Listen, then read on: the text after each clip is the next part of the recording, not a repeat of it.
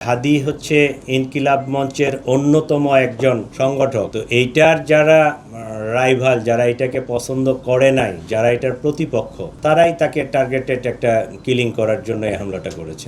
ইনকিলাব মঞ্চের মুখপাত্র জনাব উসমান হাদির উপর ন্যাক্কারজনক হামলা চালায়। এতে তিনি গুরুতর আহত হয়ে বর্তমানে রাজধানীর একটি বেসরকারি হাসপাতালে চিকিৎসাধীন রয়েছেন। উক্ত ঘটনার পরপরই ঢাকা মেট্রোপলিটন পুলিশ হামলাকারীদের গ্রেফতারের জোর প্রচেষ্টা চালিয়ে যাচ্ছে। ঘটনাস্থলের সিসিটিভি ফুটেজ সংগ্রহ বিশ্লেষণ করে ইতিমধ্যে দুজন সন্দেহভাজন ব্যক্তিকে শনাক্ত করা হয়েছে। এরা হলো ফয়সাল করিম মাসুদ আর আরেকজন ছিল মোহাম্মদ আলমগীর শেখ। ঘটনার তদন্তে জানা যায় সন্দেহভাজন ব্যক্তিরা হেলমেট পরিহিত অবস্থায় ভিকটিম উসমান হাদিকে খুব কাছ থেকে গুলি করে।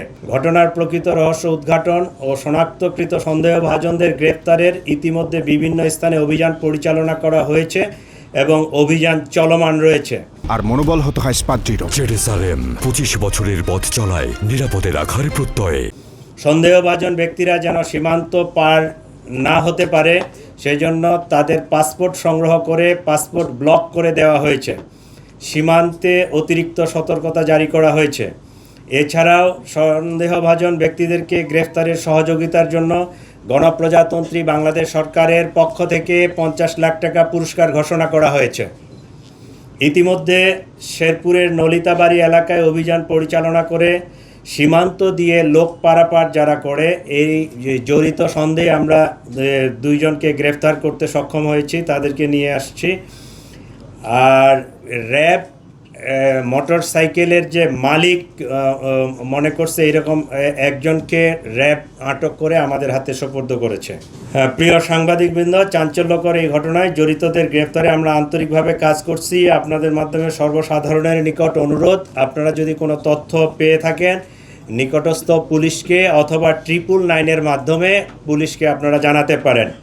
আপনারা আরও জানবেন যে সেই অপারেশনের দিনে যে মোটরসাইকেলটি ব্যবহৃত হয়েছিল এটা আমরা উদ্ধার করতে সক্ষম হয়েছি। আমাদের ইমিগ্রেশন ডাটাবেজ চেক করে এখন পর্যন্ত তাদের পালিয়ে যাওয়ার কোনো তথ্য পাওয়া যায়নি। আমরা ফয়সালের পাসপোর্ট নাম্বারটা পেয়েছি, তার সর্বশেষ যে ট্রাভেল পাওয়া গেছে সেটা জুলাইয়ে সম্ভবত, সেটা থাইল্যান্ড থেকে সে আসছে, দেশে ইন করছে। এরপরে ইমিগ্রেশন ডাটাবেজে আর তার ডিপারচারের কোনো তথ্য নেই। আমাদের কাছে যেটা মনে হচ্ছে সেটা হচ্ছে, আপনারা তো জানেন যে হাদি হচ্ছে ইনকিলাব মঞ্চের অন্যতম একজন সংগঠক।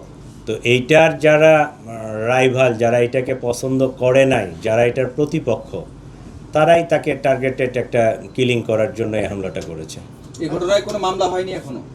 আমরা বাদী পক্ষের সাথে 2 দিন ধরে খুব জোর প্রচেষ্টা চালাচ্ছি যে তাদেরকে দিয়ে মামলাটা করলে অনেক ভালো হতো। কারণ পুলিশ বাদী না হয়ে তাদের, যেহেতু তার ভাই আছে, তার নিকটাত্মীয় যারা আছে, তাদেরকে দিয়ে তারা ওই আসতে পারতেছে না, আসলে তারা রুগী নিয়ে ব্যস্ত।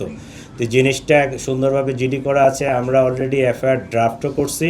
আজকে আমরা সিদ্ধান্ত নিচ্ছি যে তারা যদি নাই আসে সেক্ষেত্রে আমরা ট্রাই করব যে এফআইআরটা নিয়ে ওই হাসপাতাল থেকে তাদেরকে সিগনেচার করে নিয়ে আসা যায় কি না। যদি সিগনেচার তারা করে দিল, না হলে আমরা পুলিশ বাদী হয়ে মামলাটা রেকর্ড করে ফেলব।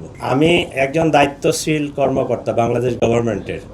আমি যখন একটা তথ্য দিব সেটা অথেন্টিক না হলে এই তথ্যটা আমি বলতে পারি না, ঠিক আছে?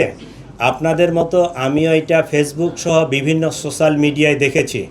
আমরা বিজিবিকে সতর্ক করেছি যে সীমান্ত দিয়ে যেন এরকম পারাপার না হয়ে যেতে পারে। আপনারা জানেন যে ইমিগ্রেশনের বাহিরেও আমাদের যেহেতু ইন্ডিয়ার সাথে স্থল সীমান্ত অনেকগুলো আছে, তো ওই যেতে পারে। তো এইরকম আমাদের কাছে তথ্য আসে নাই। বিজিবি সতর্ক আছে এবং আমাদের সকল ইমিগ্রেশন চেকপোস্টে তার ইয়াটা ব্লক করা আছে, পাসপোর্টটা।